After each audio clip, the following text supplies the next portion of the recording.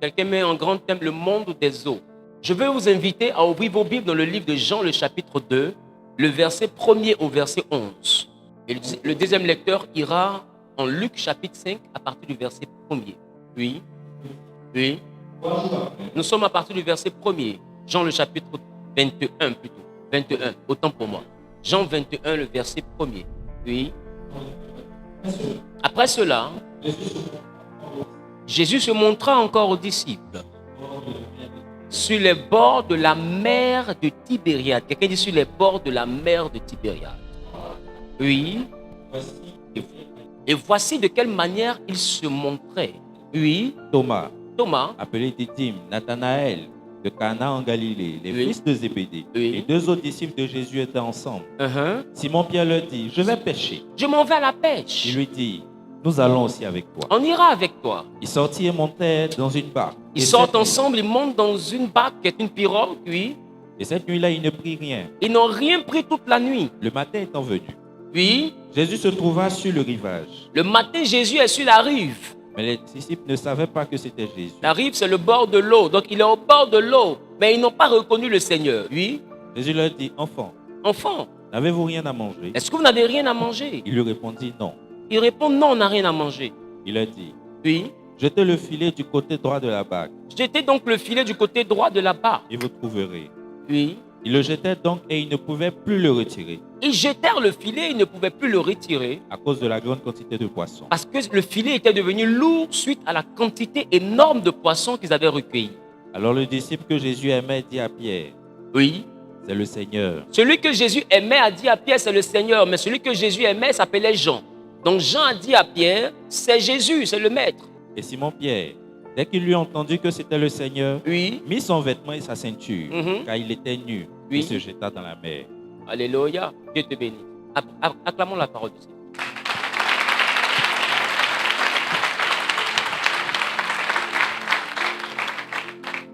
Frère, je veux te parler aujourd'hui du monde des eaux. Je pense qu'en 45 minutes, voire 50 minutes, on peut clôturer ce thème. Ce n'est pas un thème que je veux vous laisser à mi-parcours parce que c'est un thème qu'il te faut comprendre depuis son introduction jusqu'à son développement afin de cerner la pertinence de ce que je suis en train de t'annoncer. C'est pourquoi il faut bien m'écouter, il ne faut pas faire que m'entendre. Amen. Alléluia. Donc, qui m'entend correctement? Qui entend correctement ce que je dis? Voilà. Donc, ici, il est question d'après la résurrection de Jésus. C'est-à-dire, Jésus est mort, il est sorti d'entre les morts et il est parti chercher ses disciples. Qui, pendant qu'il était dans le tombeau, Pierre a dit, je vais pêcher. Et ses disciples vont dire, les autres vont dire, ah, on va aussi avec toi. Et ils vont en groupe pour aller à la pêche. Et qu'est-ce qui se passe? Il se passe que toute la nuit, ils n'ont rien pris.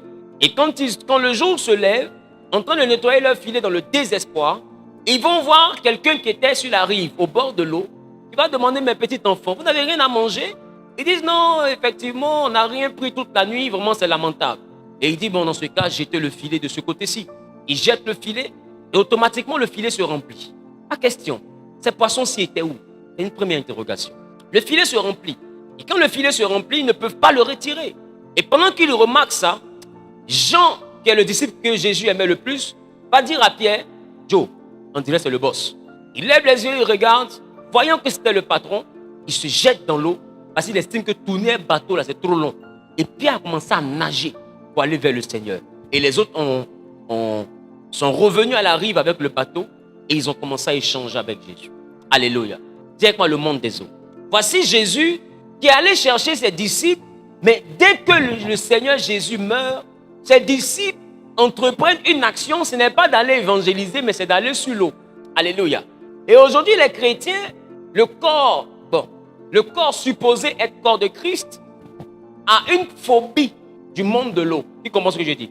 Aujourd'hui, le chrétien, quand il entend mer, quand il entend eau, il pense à quoi naturellement? Il pense à quoi? L'esprit des eaux. À l'esprit des eaux, il pense à démons, c'est ça?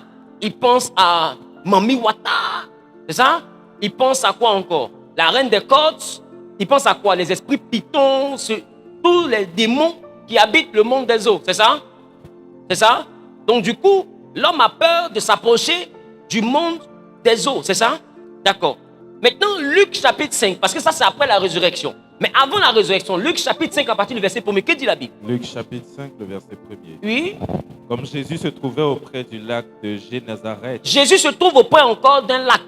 Ce n'est plus la mer. C'est devenu maintenant un lac. Il est devant le lac, poursuit. Et que la foule se pressait autour de lui pour entendre la parole de Dieu. La foule était autour de lui pour écouter la prédication. Il vit au bord du lac 2 barques où les pêcheurs étaient descendus pour laver leurs filets. 2 barques, les pêcheurs descendus pour laver leurs filets. Il monta dans l'une de ces barques. Il décide donc de monter dans l'une. Qui ne veulent pas qu'on dise là? Je vais dire. Ceux qui ont l'habitude d'être ici à Genèse savent que quand je veux parler des thèmes hautement spirituels, il y a le moment où le compteur prend feu.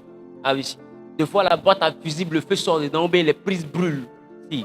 Parce que je sais quel genre de thème je prêche. Je ne raconte pas ma vie. Je sais ce que je prêche et je prêche ce que je sais. Écoutez, ce que je veux annoncer là maintenant est très sérieux. Luc chapitre 5, le verset 1er. Nous sommes même sur YouTube. Allons-y. Il est au bord du lac, c'est ça? Il monta dans l'une de ces barques. Et il monte dans l'une de ces barques qui appartient à qui? À Simon. À Simon. Et il le pria de s'éloigner un peu de terre. Dieu te bénisse. Donc, ici, voici Jésus qui rencontre le premier disciple. Il s'appelle comment? Simon. Et Simon, surnommé Pierre. C'est à lui qu'on va donner le nom de Céphas. Et Céphas qui signifie Pierre. Et donc, voici comment Jésus et Pierre se rencontrent. Ils se rencontrent où? Ils se rencontrent où? Au bord du lac, c'est ça? Maintenant, Pierre faisait quoi? Il pêchait, c'est ça? Et Jésus était venu faire quoi? Pierre pêchait, Jésus prêchait, c'est ça? Donc Jésus est venu prêcher. Il est venu prêcher où? Où? Au bord du lac. Et il a emprunté la pirogue de Pierre. Voilà comment ils sont connus. Il est monté dans la pirogue de Pierre et il a prêché. Et la foule était au bord de l'eau en train de l'écouter. Et quand il finit de prêcher, étant sûr dans la barque qui est sur l'eau, il dit maintenant à Pierre, avance en eau profonde. Et quand ils avancent en eau profonde, il dit, jette le filet. Il dit, mais j'ai pêché toute la nuit sans rien prendre. Mais sur ta parole, je jette mon filet. Il prend le filet, il le balance dans l'eau. Et bizarrement, le filet est plein. Et ce sont les voisins qui viennent l'aider à tirer. Et c'est à partir de là que Pierre, et il avait 2 autres associés. La Bible parle de Jacques et la Bible parle d'André, les fils de Zébédée. C'était les partenaires de pêche de Pierre. Donc eux aussi se rallient et ça fait du coup 3 disciples. Il y a Jésus, il y a maintenant Pierre, il y a Jacques et il y a André. Donc vous allez comprendre avec moi que l'équipe commence à s'agrandir. Mais je vais déjà vous envoyer à remarquer que tous les chrétiens ont un problème au niveau de l'eau quand Jésus a prêché au bord de l'eau. J'ai l'impression que Jésus n'avait pas le même problème que nous. Parce que les chrétiens aujourd'hui, aller simplement au bord de l'eau, c'est s'imaginer être dans le monde de la sirène des eaux. Mais Jésus, lui, va auprès des eaux. Là-bas même, il monte dans pirogue, il prêche, il gagne disciples et puis il convertit la foule. Tout ça là, c'est au bord de l'eau. Quand il sort du tombeau, il ne trouve pas ses disciples. Et il se rappelle où il avait enlevé le premier. C'était où? Au bord de l'eau. Alors Jésus demande, mais est-ce qu'il n'y a pas l'eau ici? Il dit non, il y a la mer de Tibériade. Il se rend au bord de la mer, effectivement le client là. Et il a demandé, vous n'avez rien pris? On dit non, on n'a rien pris. Il dit, bon, cette fois-ci, jetez. Et il jette. Le même miracle se produit. Connaissant déjà ce type de miracle, celui qui était le disciple le plus aimé par Jésus, quand il regarde le type de miracle, il dit, celui qui est là-bas, là, c'est lui. Parce qu'il est le seul. C'est la même eau. On a jeté filet toute la nuit. Si on n'a rien pris que maintenant, juste à cause de sa parole, on reçoit des poissons, c'est que c'est le patron. Et quand il constate ça, Pierre laisse poisson, il va vers le patron. Frère, que nous dit Jean? Non, Genèse plutôt, Genèse chapitre 1er, à partir du verset 2.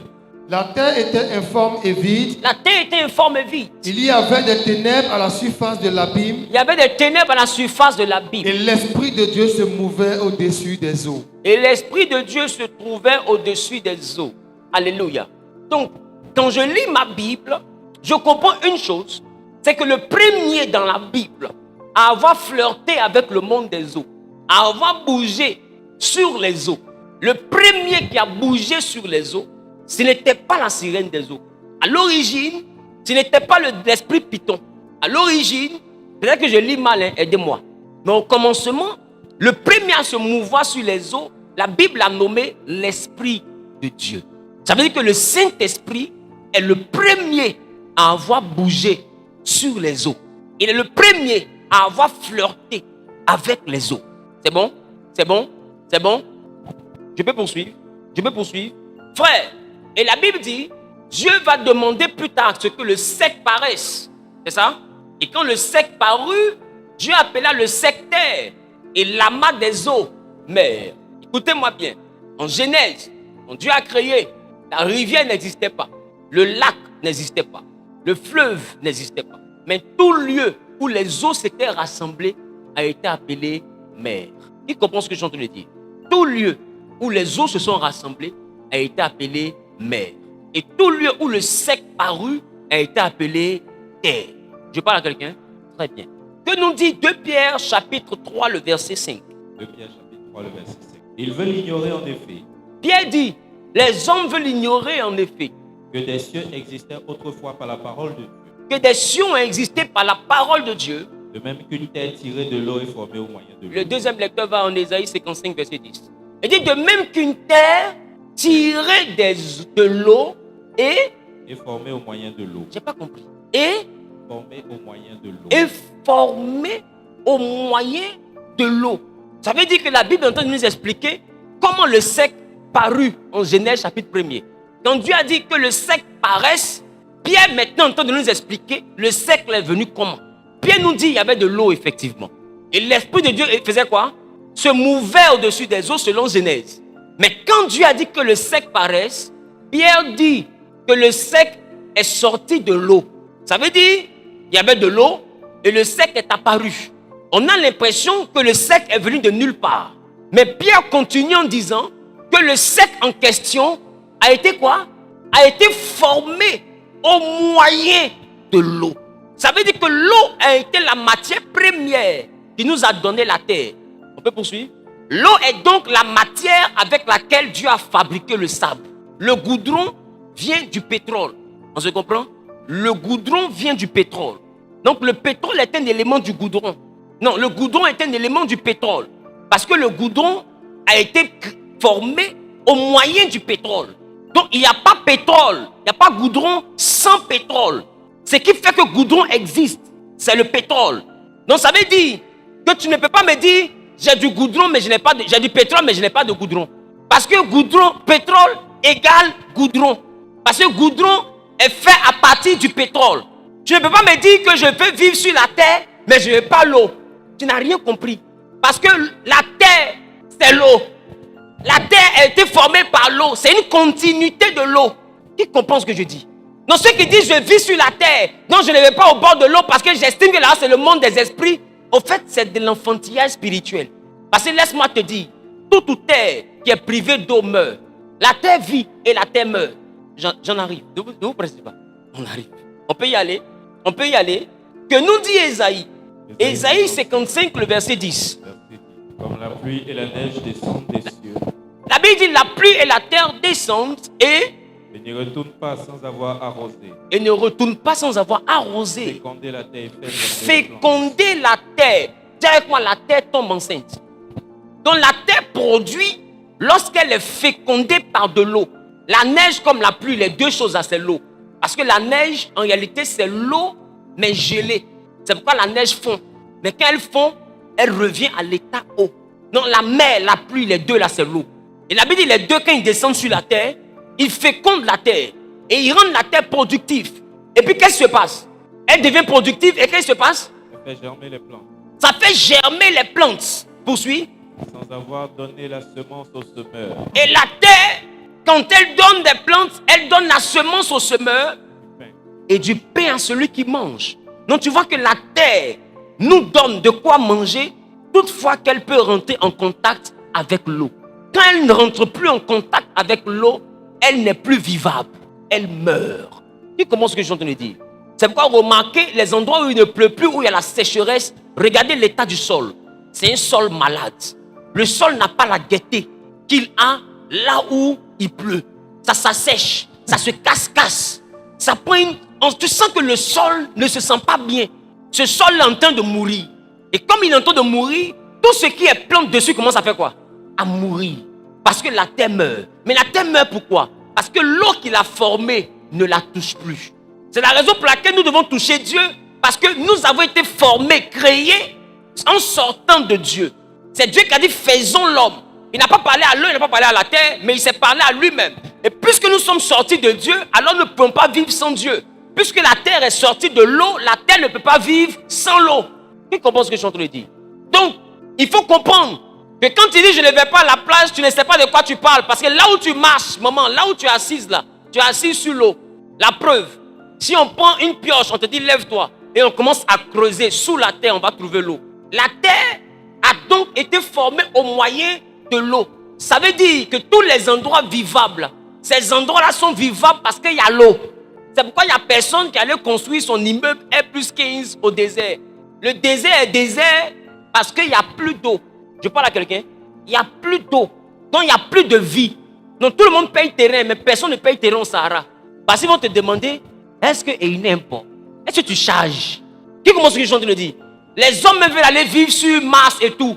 Tous les chercheurs qu'ils ont envoyés là, ils ont commencé à chercher quoi? Ils cherchent une trace d'eau. Parce que s'ils ont trouvé l'eau, la vie peut commencer. Donc toi qui dis la terre sans l'eau, je suis sur la terre, je ne vais pas là-bas parce que là-bas c'est le monde des eaux. Tu n'as rien compris, tu marches sur l'eau. D'ailleurs, ce que tu appelles le sable là, c'est l'eau. On peut poursuivre? On peut poursuivre? On peut poursuivre? On peut poursuivre? Maintenant, nous sommes d'accord que bibliquement, la terre a été formée par de l'eau. Donc ça veut dire qu'en réalité, tout le monde là, c'est l'eau. Mais c'est l'eau solidifiée, appelée sable, et puis l'eau liquide, appelée mer. Mais les deux là, c'est l'eau. Comme on aurait parlé du pétrole et du goudron. Donc il y a le pétrole devenu goudron, et puis il y a le pétrole. Donc le pétrole, c'est un peu comme la mer. Et le pétrole devenu goudron, c'est un peu comme la terre. Mais les deux là, c'est pétrole. Donc on ne vit que sur l'eau. La preuve, l'homme même là, ton corps est formé dans l'eau. Dans le ventre de la mer, c'est un liquide.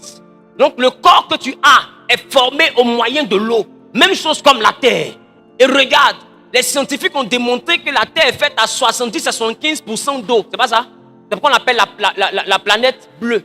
C'est ça? Mais le corps aussi de l'homme a ce même pourcentage d'eau. Qui c'est ça? Le corps de l'homme et le globe terrestre ont à peu près le même pourcentage d'eau. Mais le corps de l'homme est aussi formé au moyen de l'eau. Et même avant de venir au monde, l'homme d'abord est précédé par l'eau. Tant que la femme ne perd pas les eaux, l'homme ne vient pas sur la terre. Donc l'eau est le chemin. L'eau est l'élément qui donne le chemin à l'homme qui doit venir sur la terre. Maintenant ma question, si l'eau est là et dans tout ça là, qu'est-ce que toi tu veux faire sans l'eau? Maintenant je vais te faire comprendre que toutes les richesses que tu vois viennent de l'eau. Ah oui? Il dit, ah bon? Oui. Aïe, et tu dois dire avant. Attends, j'arrive. Ésaïe 60, le verset 5 nous dit quoi? Ésaïe 60, le verset 5, que nous dit la Bible? Oui. Tu tressailleras alors et tu te réjouiras. Il dit, tu tressailleras, tu vas te réjouir, tu seras content. Et ton cœur bondira et se dilatera. Ton cœur va bondir, l'expression toujours de la joie. Oui. Dans les richesses de la mer se tourneront. Quoi? Dans les richesses de la mer se tourneront. Parle comme quelqu'un qui a s'est marié. Quand quoi? Dans les richesses de la mer. C'est la voix du mariage à quelle là? Tu m'arrêtes ça, s'il te plaît. Reprends comme quelqu'un qui a s'est marié. Dans les richesses de la mer. C'est pas possible. Donc, la Bible dit, quand les richesses de la mer se tourneront vers toi. Bon, viens, s'il te plaît. Mets-toi là. La Bible dit, tu tressailleras et ton cœur bondira, se dilatera, tu auras la joie.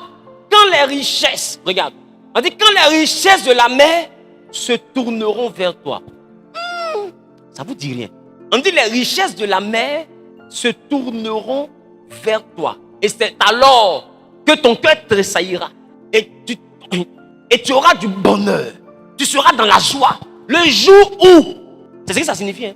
Elle dit à l'instant où, au moment où les richesses de la mer vont faire quoi? Reprends le verset 5.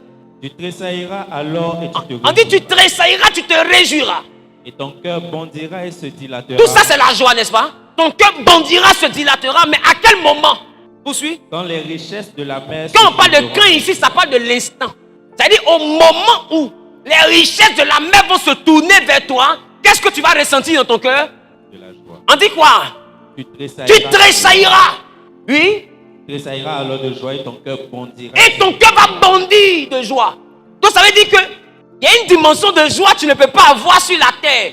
Tant que les richesses de l'eau se sont pas tournés dans ta direction. C'est pas moi qui ai dit, hein. On est dans la Bible. Et tu vois que ça choque ta doctrine parce que ça va à l'encontre de ce qu'on t'a dit. Et c'est pourquoi tu es resté pauvre.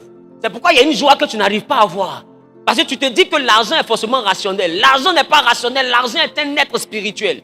L'argent ne marche pas ceux qui le cherchent. L'argent marche chez ceux qui l'attirent.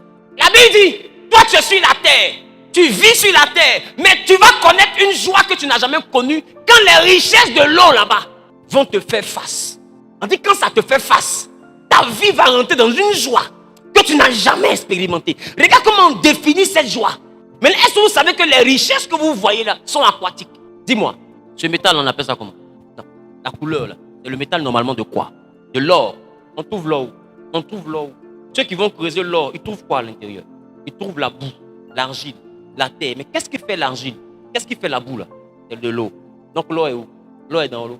Tu creuses la terre. Tant que tu n'as pas trouvé l'eau, tu ne trouves pas cette entité. Ça c'est d'un. Les pierres précieuses sont où? Les diamants. On trouve ça où?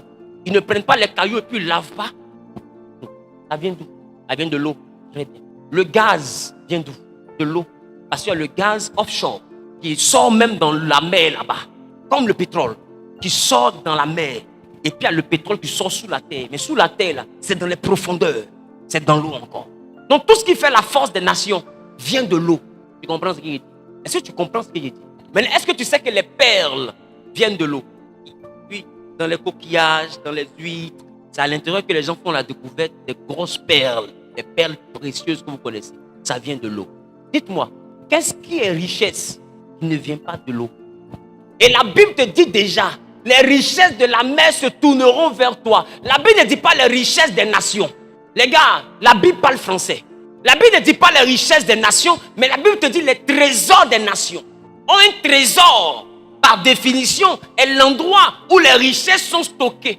Le trésor n'est pas l'endroit où les richesses sont créées. Le trésor, c'est l'endroit où les richesses sont gardées.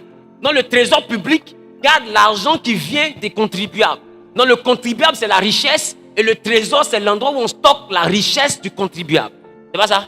Donc, quand on parle de trésor des nations, ça veut dire que les nations conservent, stockent les richesses. Mais les richesses ont pour origine les eaux.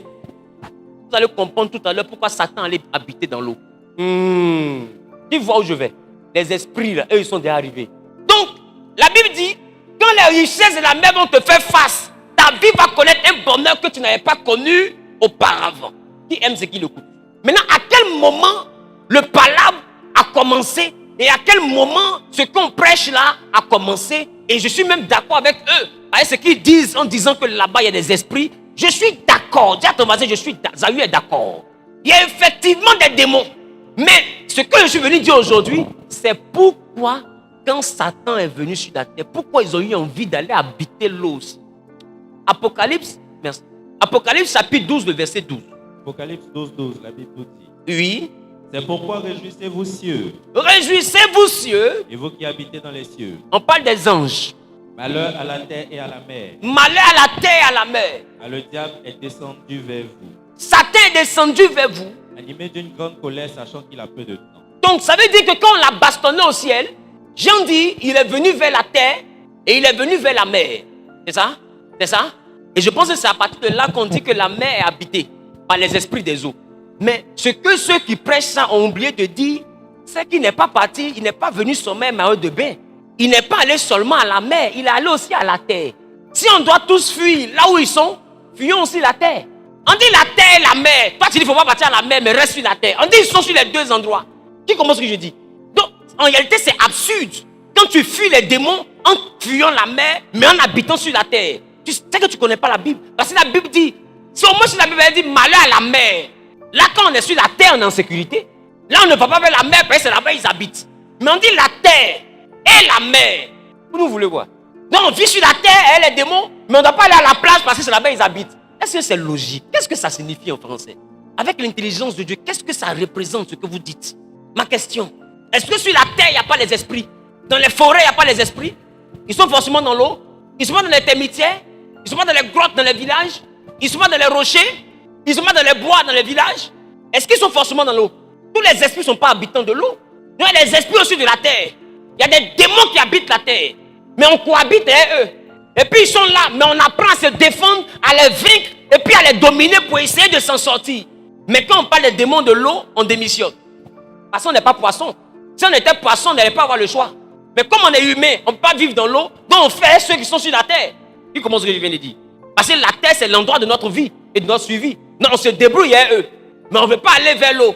Or, ce que tu dois comprendre, c'est que pendant que tu te bats ceux qui sont sur la terre, ce ne sont pas les plus importants. La richesse que tu cherches sur la terre, la gloire que tu cherches sur la terre, ce pourquoi tu travailles sur la terre, l'élévation, la prospérité, les biens que tu recherches sur la terre en travaillant pour mettre ta famille à l'abri, la Bible, ces biens-là, c'est les richesses de la mer. Donc, quand tu te bats sur la terre, sans dominer la mer, tu fais du sport. Non, quelqu'un ne m'a pas compris. Qui comprend ce qu'il dit?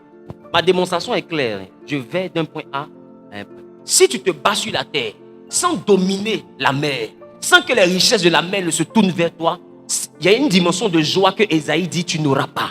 Donc c'est du sport que tu es en train de faire. Vous n'avez jamais entendu, nous sommes quand même africains, des gens qui partaient faire des pratiques pour avoir l'argent. On les envoyait où majoritairement? Vers l'eau, vrai ou faux? D'autres même ils cherchent l'argent, on leur donne des femmes de l'eau. Je lui ai dit, tu ne dois pas coucher avec une femme humaine parce que la femme de l'eau va venir vers lui. On a fait délivrance des gens comme ça. Mais pourquoi on leur donne des esprits de l'eau? Parce qu'ils veulent devenir riches.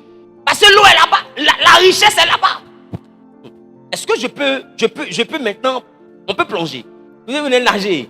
Ce n'est pas possible. Dis à ton voisin, ce que tu cherches là, ça y est sur l'eau. Maintenant, la Bible dit malheur à la terre et à la mer. Car le diable est descendu vers vous. Ça veut dire, en français clair, sauf si tu me contredis, qu'au moment où on les chassait au ciel, la terre existait. C'est-à-dire le sec existait. Parce que c'est quand Dieu a créé le sec qu'il a appelé l'amas des eaux mer. Sinon au commencement il y avait l'eau à la surface. Donc l'eau a été appelée mer quand le sec a été créé. Donc si les anges ont dit malheur à la terre et à la mer, c'est que le sec existait et la mer, l'amas des eaux existait. C'est-à-dire que les démons que vous avez peur d'eux dans l'eau là, ils sont venus trouver l'eau existait déjà. Maintenant ma question, s'il en a créé l'eau pour l'homme, que les démons n'étaient pas concernés, mais ils ont été chassés, sont venus habiter dedans. Qui est l'intrus? Qui est l'intrus? Puisque la mer existait déjà et qu'ils ont été chassés, ils sont venus habiter dans la mer. Mais initialement, ils habitaient où? Dans les cieux. Et la Bible dit malheur à la terre et à la mer. Mais la Bible parle réellement du bonheur des habitants des cieux. Réjouissez-vous cieux et vous tous qui habitez dans les cieux. On parle des anges. Mais quand on les a chassés, ils sont venus sur la terre. Et quand ils sont venus sur la terre, qu'est-ce qu'ils ont fait? Ils ont pris possession du sec. Et ils ont pris possession de l'amas des eaux. Les deux endroits stratégiques qui permettent à l'homme d'avoir le bonheur. Et comment est-ce qu'ils sont en train de dire? Donc ça veut dire que l'eau en réalité et ses richesses n'ont pas été créées pour la sirène des eaux. Elle n'est pas riche. Mais elle a pris en otage les richesses de la mer. Et comment est-ce qu'ils sont en train de dire? Les démons des eaux n'ont jamais été riches. Ils ont pris en otage les richesses de la mer. La Bible n'a pas dit les richesses de la sirène des eaux vont se tourner vers toi. Esaïe dit, en son verset 5 du chapitre 60, quand les richesses de la mer se tourneront vers toi. Donc ils savent pourquoi ils ont pris la mer, l'amas des eaux, en otage. Qu'est-ce que vous avez remarqué même dans vos traditions? La majeure partie des peuples qui sont en contact avec l'eau, et de fois qui font alliance avec les esprits des eaux, est-ce que vous avez remarqué leur prospérité? Il y a un élément qui ne leur manque jamais dans leur royauté. Ça s'appelle comment? L'or. C'est des peuples qui sont très riches. Parce que les esprits, les démons des eaux, en prenant possession des eaux, demandent maintenant aux hommes de les adorer avant d'envoyer les richesses de la mer se tourner vers eux. Donc en réalité, il y a un braquage. Il y a un hold-up. Satan et son groupe de voleurs sont venus habiter dans un endroit que Dieu avait fait initialement pour nous, bloquer nos richesses et demander à ce qu'on puisse se prosterner, les adorer avant d'envoyer les richesses de la mer à se tourner vers nous. C'est avec moi, braquage.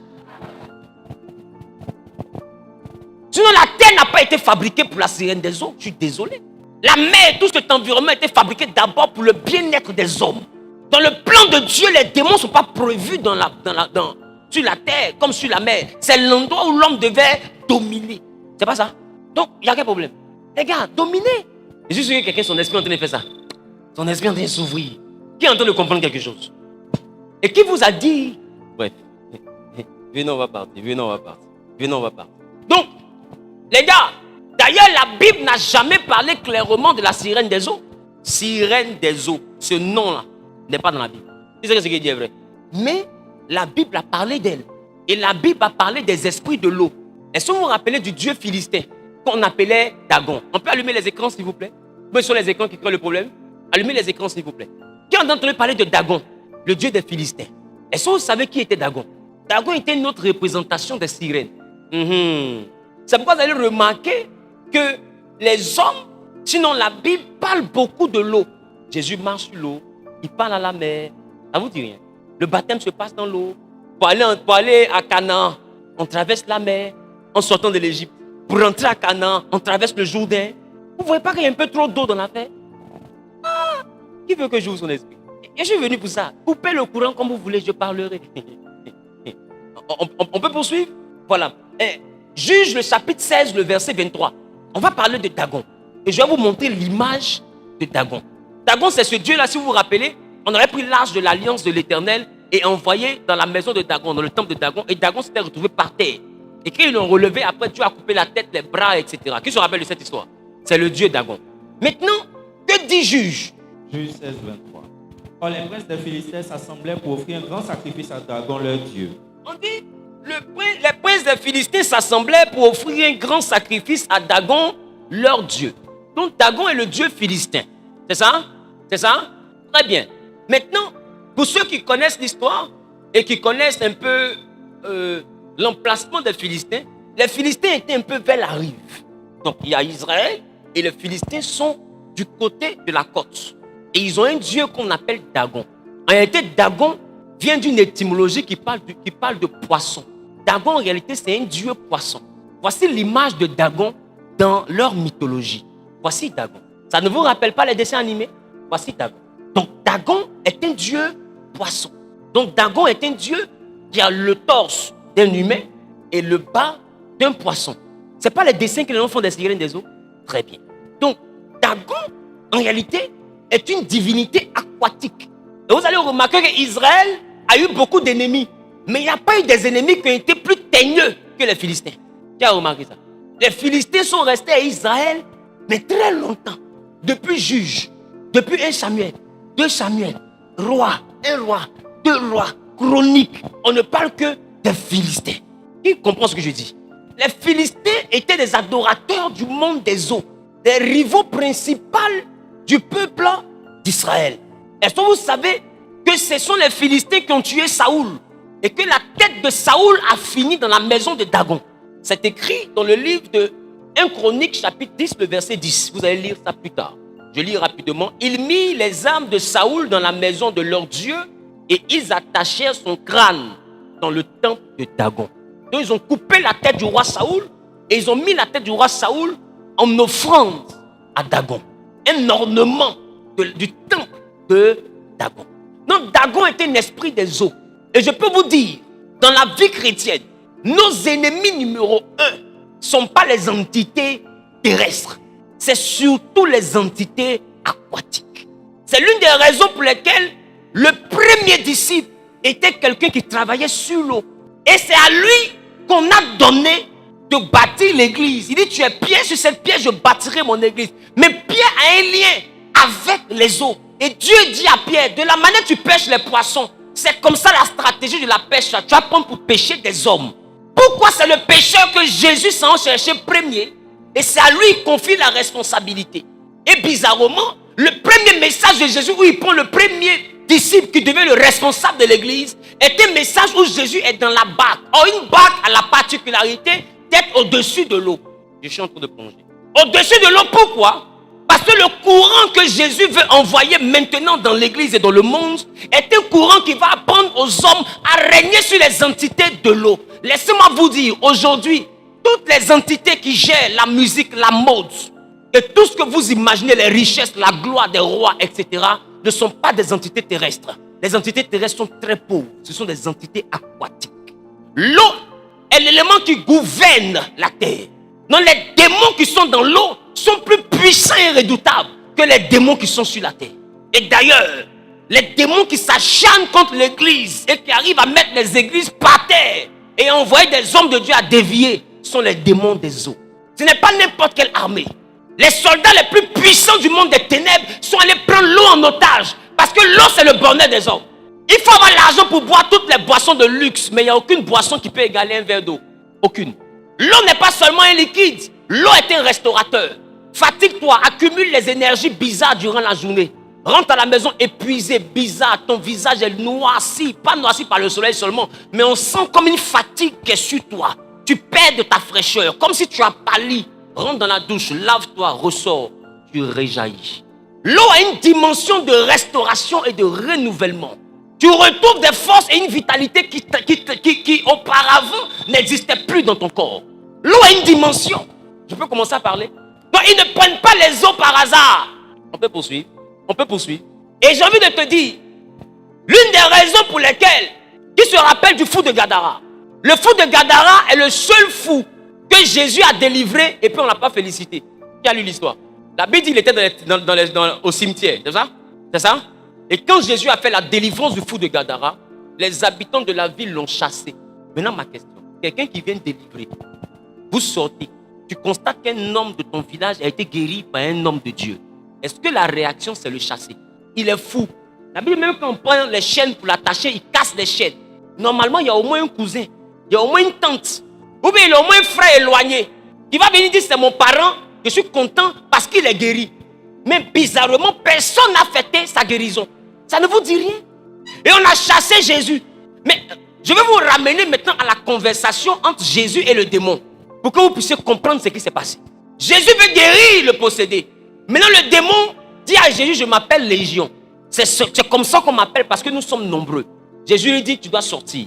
Il dit, j'accepte de sortir, mais laisse-moi d'abord rentrer dans le troupeau de porcs et puis aller jouer dans le lac. Ma question, est-ce qu'un démon a besoin de rentrer dans le troupeau pour aller dans l'eau? Tu peux sortir, tu t'envoles, tu rentres dans l'eau. C'est rien. Mais pourquoi il dit à Jésus, je vais passer par le troupeau? Ça ne vous dit rien? Est-ce que le démon n'est pas en train de dire, si je dois partir en laissant cette vie, laisse-moi prendre aussi dans ce village le bénéfice de cette folie? Parce que cet endroit était certainement un endroit où les gens adoraient les esprits des eaux. Et les gens chassaient Jésus parce que beaucoup savaient pourquoi le monsieur était fou.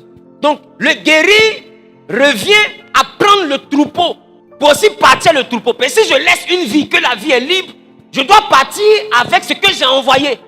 Ils m'ont donné une vie, j'ai envoyé des richesses. Si je laisse une vie, je pars avec mes richesses. Jésus dit c'est équitable. Donc le démon sort, il rentre dans le troupeau et le troupeau s'en va mourir aussi. Quand les gens arrivent, ils voient il y a quelqu'un qui est guéri, mais ils regardent dans l'eau, il y a le troupeau qui est mort. Ils comprennent automatiquement que c'est lui qu'on a détaché là, qui a fait perdre le troupeau. Si le monsieur là reste ici, on va perdre encore beaucoup d'autres troupeaux parce qu'il va détacher ceux qui ont le cancer. Il va détacher ceux qui sont paralysés. Et nous tous, on va perdre notre richesse. Alors il faut le chasser. Yes. Voilà comment on chasse Jésus pour avoir guéri quelqu'un. Voilà comment des gens souvent sont malades dans une famille. Mais le papa ne veut pas qu'on l'envoie à l'église. Vous voyez, ce n'est pas tous les malades ont guéri. Mais bizarrement, les esprits qui ont échangé la santé de ce monsieur avec le troupeau étaient les démons des eaux. Parce qu'ils sont retournés dans le lac. Et ils ont dit à Jésus, ne nous laisse pas dans l'air. Ça veut dire que ce n'est pas des démons de l'air. Et ils disent, Belzébul, le prince des airs, va nous tourmenter. Mais mène-nous dans le troupeau, on va aller dans l'eau. Ça veut dire que l'eau est leur habitat naturel.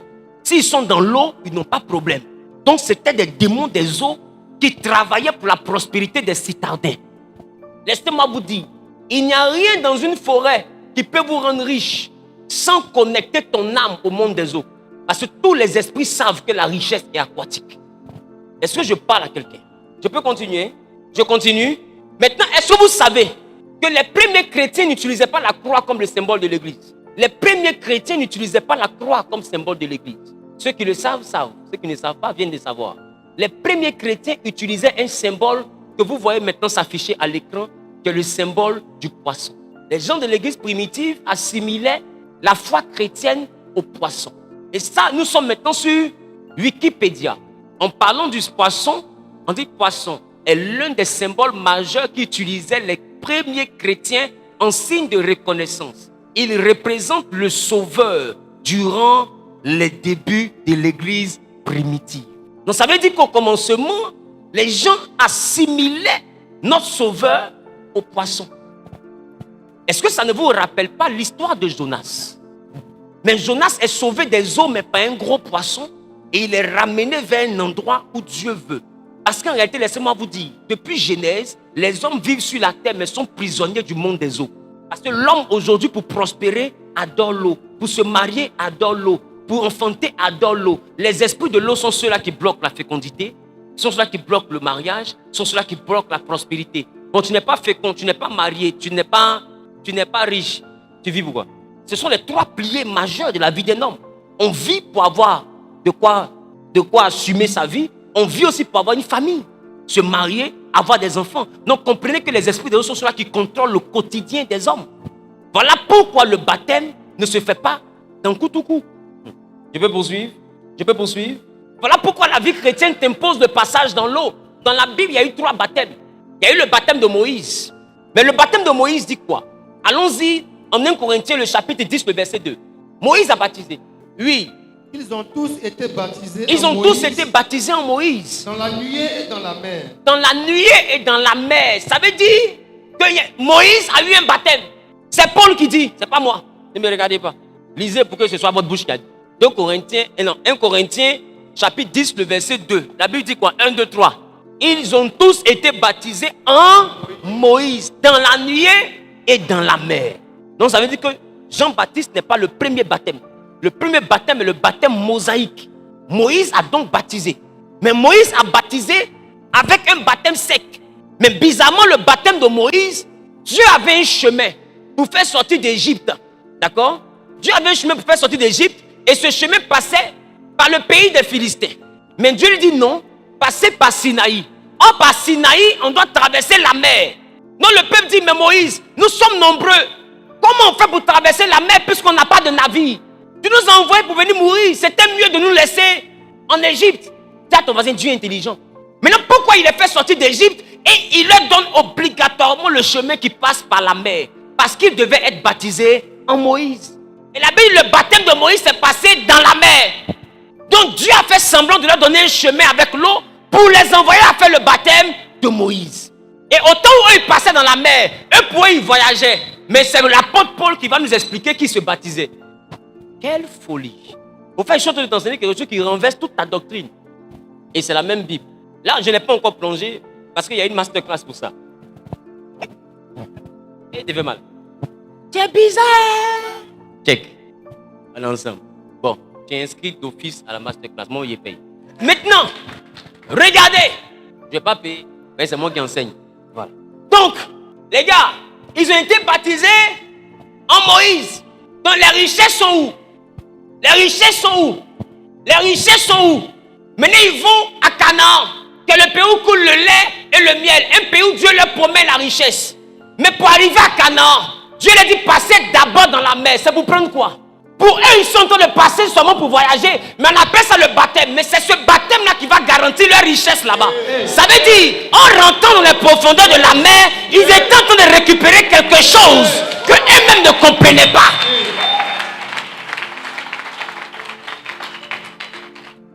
Donc Dieu leur promet la gloire. Mais avant cette gloire, il les fait passer par les profondeurs des eaux. Oh, il y a un autre chemin qui est plus facile. Mais pourquoi il doit d'abord fendre l'eau? Parce que l'Égypte est puissante. Parce que simplement, la puissance de l'Égypte est basée sur la mer de Sinaï. L'Égypte avait une puissance qui était aquatique. Voilà pourquoi les Égyptiens adoraient le Nil. La richesse de l'Égypte était totalement aquatique. Alors pour effondrer l'Égypte, quand Israël est sorti, la vraie délivrance d'Israël n'était pas de sortir de pays d'Égypte, c'était de sortir de l'eau de l'Égypte. Parce qu'ils étaient prisonniers sur la terre, mais esclaves dans les eaux. C'est l'eau qui devait être la délivrance. Et quand ils sont sortis de la prison aquatique, et que le geôlier est arrivé, Dieu a mis le geôlier dans la même prison. Il y a des choses que tu n'auras pas si tu ne ressors pas du monde des eaux.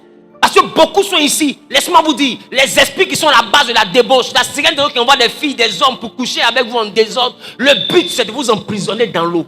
Beaucoup sont en prison dans l'eau. Laissez-moi vous choquer. Et c'est l'une des raisons pour lesquelles tu travailles, mais les richesses ne se tournent pas vers toi. Parce que le but de la sexualité, ce n'est pas la jouissance, mais c'est le vol. Il t'envoie à l'hôtel pour te braquer. C'est ce que j'ai appelé la mystique de la sexualité. Et ce sont les esprits des eaux qui font ça. Ils volent des personnes honnêtes par la sexualité et l'ignorance et ils redistribuent ça à leurs adorateurs. Ceux qui adorent Dagon, le dieu poisson. Et ils ont des adorateurs à qui ils redistribuent. Et vous les voyez, ils sont riches, ils sont stars. Mais remarquez, eux tous rendent hommage à la sexualité. Eux tous se dénudent. Eux tous rendent hommage à la séduction. Pourquoi? Parce que leur gloire vient de l'eau. Ils font des clips où ils sont avec les cascades, sous les fontaines, etc. Parce que leur gloire vient de l'eau. Et ils le savent. Et tenez-vous bien, il y a un palier de l'eau où des hommes arrivent à aller à se réunir. Bref, il y a la masterclass. Là où on va là, c'est autre chose. Il dit on a 6 mois. Qui se rappelle de ça?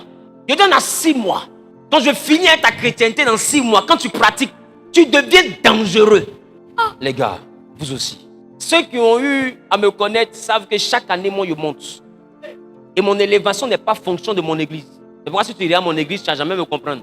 Donne-moi un sourire, donne-moi un bisou. C'est pas grave, on met des bisous. Bref, on peut poursuivre? On peut poursuivre?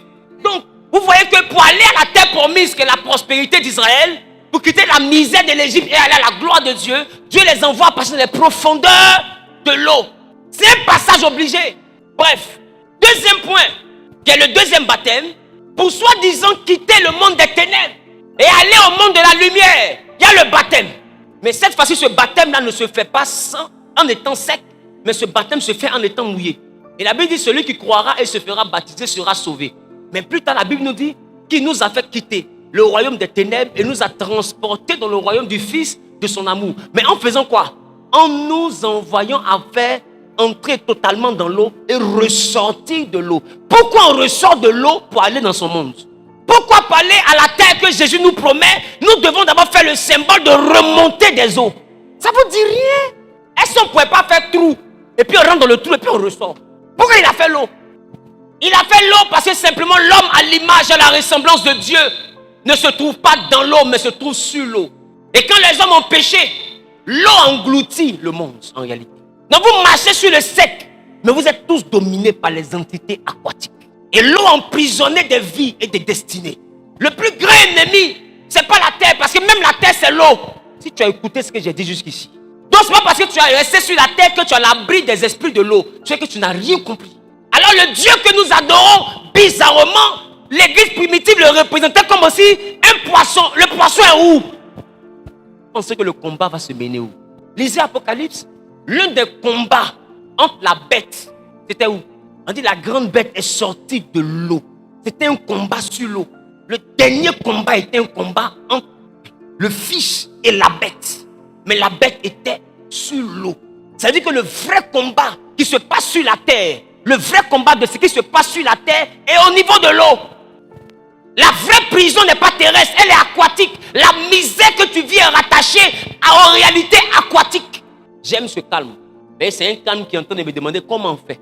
Ah oui. Je sais quand quelqu'un a réalisé le problème, il ne parle plus beaucoup. Franchement, il est comme ça. Il dit, bon, il faut développer et puis il faut conclure, on quitte ici. Parce que nous, il y a un truc qu'on attend. Ah si, c'est bon, on peut poursuivre. Donc le deuxième baptême, c'est le baptême de Jean-Baptiste. Mais remarquez que Jésus n'a pas baptisé. Bravo. C'est ses disciples qui ont baptisé. Mais la Bible dit, lui, il n'a pas baptisé. Parce que le baptême de Jésus n'est pas dans l'eau. Moïse a baptisé dans la mer. Jean-Baptiste a baptisé dans l'eau. Dans la mer, mais ils étaient secs. Jean-Baptiste a baptisé dans l'eau, ils étaient mouillés, ils sont ressortis de l'eau. Mais quand ils ressortent de l'eau, bizarrement, il y a la moitié du corps qui est dans l'eau. Et il y a une autre moitié qui est à la surface. Donc tu n'es pas encore totalement libre. Or, bizarrement, quand Pierre est arrivé au niveau où il marchait dans l'eau, et qu'il était allé en train de s'enfoncer, la moitié était dans l'eau, l'autre moitié était hors de l'eau. Qu'est-ce que Jésus a fait? Jésus l'a remis totalement sur l'eau. Parce que le baptême de Jésus n'est pas dans l'eau ou étant mouillé, mais le baptême de Jésus c'est sur l'eau. Le baptême de Jésus nous envoie à marcher sur l'eau. Et ce n'est pas marcher physiquement, c'est marcher sur les entités du monde aquatique. Le symbole de la domination de tous ceux qui vivent dans l'eau. Et la Bible dit, quand tu réussiras ça, tu seras content parce que les richesses de la mer se tourneront vers toi. Le travail pour prospérer n'a jamais été une bénédiction, c'est une sanction. Oui, c'est moi qui ai dit ça. Tu sais pourquoi, maman? Parce qu'au commencement, Dieu n'a pas instauré le travail pour que l'homme mange. C'est quand l'homme a péché que Dieu lui a dit, c'est à la sueur de ton front que tu auras le pain. Donc ce décret-là, c'était une sentence. Ce n'était pas une bénédiction. Ça veut dire que l'homme n'aurait jamais dû transpirer pour devenir riche. Ma question, quand les petits brouteux sont faits des médicaments qu'ils activent le monde spirituel pour devenir riche. Quand ils reviennent, est-ce qu'ils travaillent au plateau? Est-ce qu'ils sont en société? Mais est-ce qu'ils deviennent riches? Est-ce qu'il y a un travail qui peut justifier cet argent? Quand l'argent à l'origine, la gloire selon Dieu à l'origine n'est pas rattachée aux efforts. Ah oui, je plonge. Je donne cet enseignement parce que cet enseignement et l'enseignement sur les senteurs du dimanche dernier sont deux enseignements jumelés qui ensemble feront l'objet d'une masterclass. Écoutez, ce n'est pas une affaire de force. Les gens aujourd'hui qui se lèvent, ils vont faire des pactes bizarres avec des eaux. Quand ils ouvrent un magasin là, c'est un prétexte. C'est une couverture. Sinon, leur argent ne vient pas de là. Le monde spirituel organise tout pour qu'ils deviennent riches. Ça ne dépend plus de leur magasin. Et c'est pareil pour un chrétien. David et Salomon ont régné sur le même pays. Mais comment David règne sur ce pays? Il n'est pas le roi le plus puissant. Mais Salomon règne sur le pays, il devient le roi le plus riche. Pourquoi? Parce qu'entre les deux, il y a eu un décret.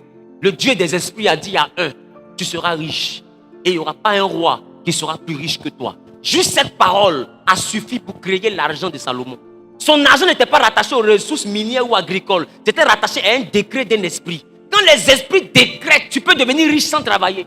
Et ce que vous devez comprendre, c'est que notre Dieu aussi est esprit. Et quand il a décrété que Salomon allait être le plus riche, les autres rois, malgré leurs ressources minières, personne n'a pu dépasser l'argent de Salomon parce que ce qui est dit, est dit. C'est bon? Je peux poursuivre un peu encore?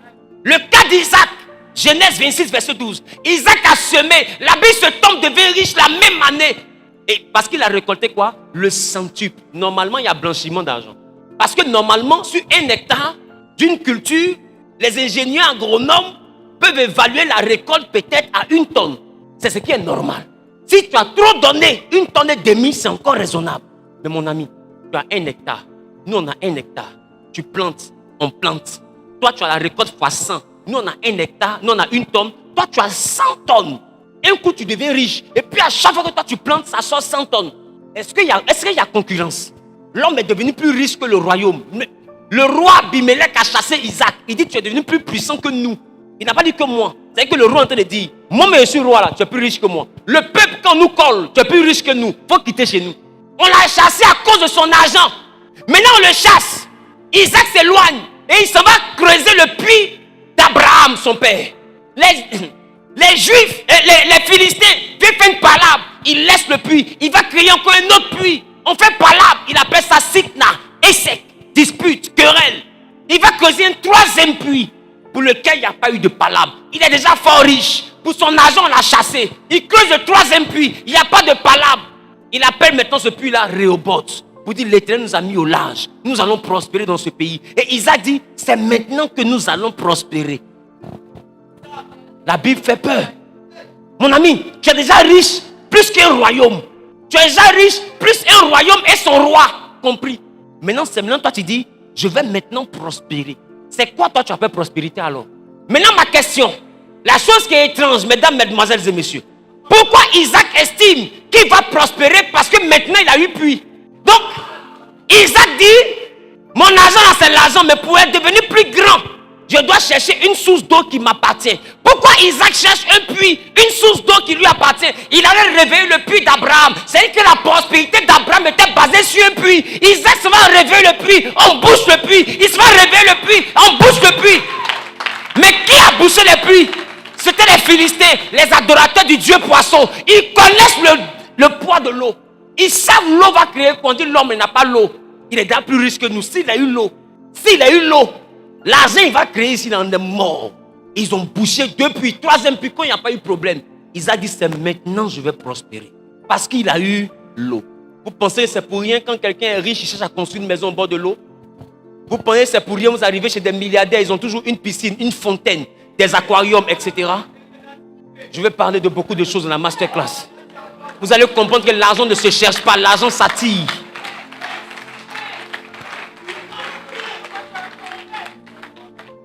Non, là où on va là, c'est autre chose. J'ai dit, tu vas prospérer, les gens vont regarder ce que tu vends, ils vont voir pain et condiment. Ils vont dire, mais comment ils peuvent vendre pain et condiment? Et puis il y a un Range Rover, oui, c'est bon ça. Et s'il n'y a pas des femmes qui ont vendu Baka, qui ont construit villa? Quand toi tu regardes, à Baka peut faire villa? Quand le spirituel est derrière quelqu'un, même Lotus peut faire immeuble. Quand le spirituel est derrière toi, ce que tu fais physiquement là, c'est un prétexte. C'est juste une couverture. Le vrai barre est spirituel. Jésus n'a pas marché sur l'eau pour faire du sport. Il a marché sur l'eau parce que la dimension d'un enfant de Dieu, c'est à l'image de Dieu. Or, au commencement, Dieu n'était pas dans l'eau. Dieu était sur l'eau. Son esprit était sur l'eau. C'est pourquoi le baptême de Jean-Baptiste nous ramène à sortir le tronc de l'eau. Mais le baptême de Jésus, quand Pierre maintenant a le tronc hors de l'eau, mais il a les pieds dans l'eau, le baptême de Jésus, c'est de prendre la main de Pierre et puis le mettre maintenant sur l'eau. Là, il n'est plus dans l'eau, il est sur l'eau. Voilà pourquoi Pierre, qui est sur la pierre sur laquelle Jésus a bâti son église, a été le seul qui a marché sur l'eau, parce que le but et la destinée de l'église, ce n'est pas d'être englouti par l'eau, mais c'est de finir par marcher sur les eaux, par régner sur les eaux, par dominer sur les eaux. Celui qui a dit Amen bien, que l'Éternel accomplisse cela dans sa vie, au nom suprême de...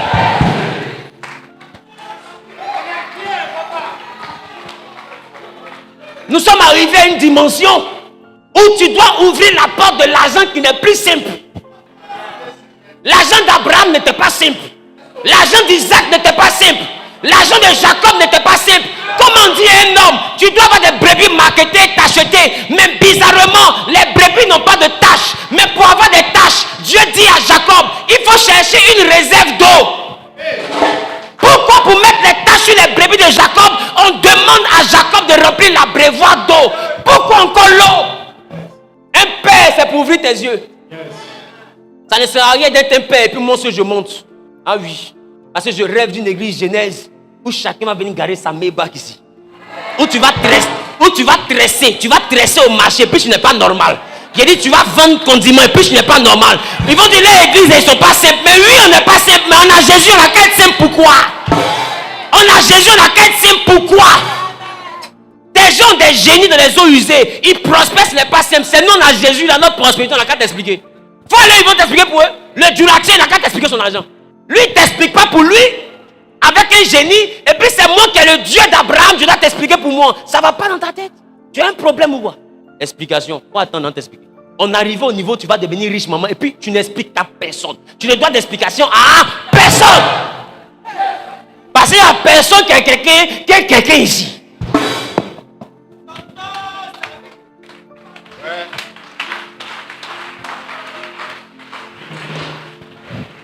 L'argent d'Abraham n'est pas simple, l'argent d'Isaac n'est pas simple, l'argent de Jacob n'est pas simple. Et puis l'argent d'Ésaü doit être simple. Par rapport à quoi? La simplicité est venue d'où? Simplice même est où dans l'affaire? Simplice habite où? Dans quel verset? Pour qu'il rentre dans ma vie. Je prie le Dieu du surnaturel. Alors tout ce qui nous arrive doit être surnaturel. Il n'y a rien qui doit être naturel. Quand les gens nous regardent, ils doivent se demander mais comment il a fait? Comment elle a fait? Et puis tu vas leur dire écoute-moi bien, le Dieu que je prie, là où s'arrête la main de l'homme, c'est là commence la main de mon Dieu. Mon Dieu n'est pas un homme. Mon Dieu n'est pas un homme. L'homme pour être grand a besoin d'une société. Mais nous pour être grand on a besoin de Dieu. On n'a pas dit avec la société nous faisons des exploits. On dit avec Dieu.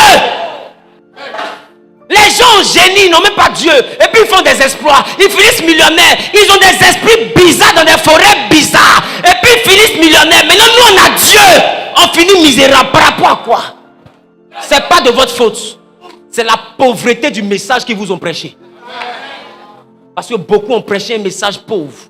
Et j'ai envie de te dire, quand le message est pauvre, les vitamines sont pauvres. Quand les vitamines sont pauvres, la croissance est bizarre. Ah oui, dis avec moi, Père, que le règne des entités aquatiques dans ma vie prenne fin au nom de Jésus.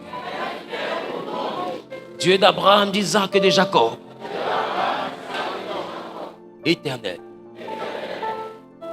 Moi, Wilfried Zawi, par Moïse, tu m'as montré que nous devons passer dans l'eau. Par Jean-Baptiste, tu m'as montré que nous devons sortir de l'eau. Mais par Jésus, tu m'as montré que nous devons marcher sur l'eau.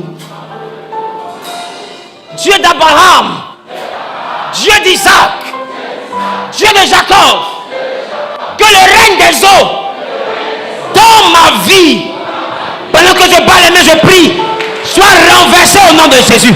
Sois renversé au nom de Jésus. Sois renversé au nom de Jésus. Pas les mains, prie.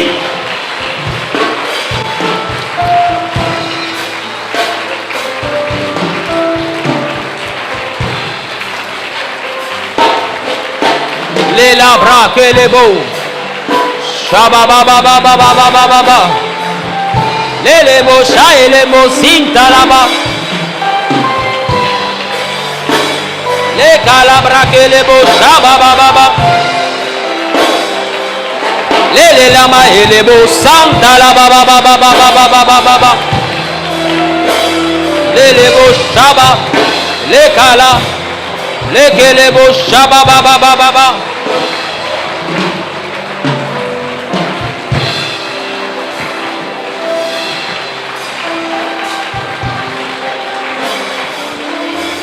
Les katalabro santa la bababa. Alléluia. Quelqu'un dit amen bien. On va prier. Mais au-delà de prier dans la masterclass, je vais montrer comment vaincre Dagon et comment tourner les richesses de la mer vers soi. Mais ici, on va prier afin de détruire Dagon. Dagon, c'est l'image du dieu poisson. Ces entités qui vivent dans le monde aquatique. Dans le monde de l'eau, on a vu des films où ils ont parlé de Poséidon, etc. Des esprits qui gouvernent l'eau.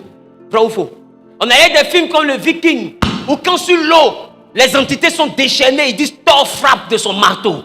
Toutes les croyants savent que sur l'eau, il y a des esprits. Même Jésus sait que l'eau n'est pas simple. Quand l'eau bougeait, il s'est levé, il a regardé l'eau, il a dit à l'eau, tais-toi. Comment tu peux parler à l'eau? C'est-à-dire que qui parlait? C'était des entités. Demandez aux marins, ils vont vous expliquer ce que Pierre a vécu sur l'eau avec Jésus. Parce qu'il y a des navires qui, en pleine navigation, sont visités par des esprits. Les marins même savent que ce vent est spirituel. Des tourbillons qui sont des entités. Si ce n'est pas la grâce de Dieu, ou si tu ne maîtrises pas ces choses, ton bateau va couler. Ce n'est pas tout le monde qui navigue sur l'eau. Parce que l'eau a des habitants. L'eau a des esprits. Et certains qui les ont rencontrés ont donné un nom par rapport à leur croyance. Et Jésus dormait. Et au milieu de l'eau, les esprits des eaux ont commencé à bouger. L'entité appelée Dagon, le dieu poisson, a commencé à envoyer un vent. Et c'est ce genre de vent-là qui brise les bateaux.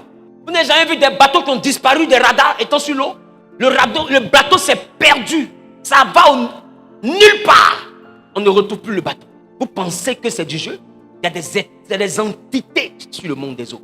Et quand Jésus s'est levé, Pierre ne voit rien, Jean ne voit rien. Mais quand Jésus se lève, qu'il regarde l'eau, il a vu quelqu'un. Et il dit à ce quelqu'un-là, tais-toi. Et automatiquement, le calme est revenu. Parce que Dagon sait qui est Jésus.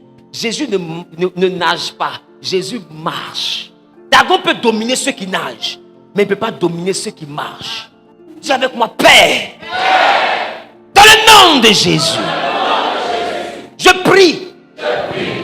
Que toute divinité aquatique. Tout démon des eaux. Toute entité qui travaille contre ma vie, tout vent impétueux qui souffle sur les eaux contre ma vie, qui pense à la racine du monde des eaux, contre ma vie sentimentale, contre ma fécondité, contre ma prospérité, pendant que je bats les mains, que toute entité aquatique soit renversée. Pas les mains pris, pas les mains pris, pas les mains pris. Pas les mépris. Les gata la bababa. Les beaux. Il a dominé la mort et l'enfer. Le Seigneur Jésus. Pas les mépris. Pas les mépris. Pas les mépris. Les beaux la bababa.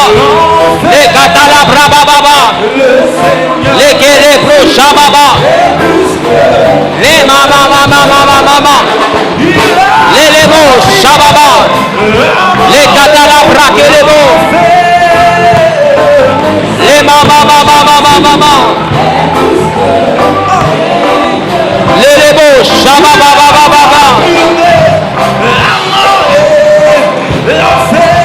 Les beaux shababa. Bien-aimé, prie. Il a dominé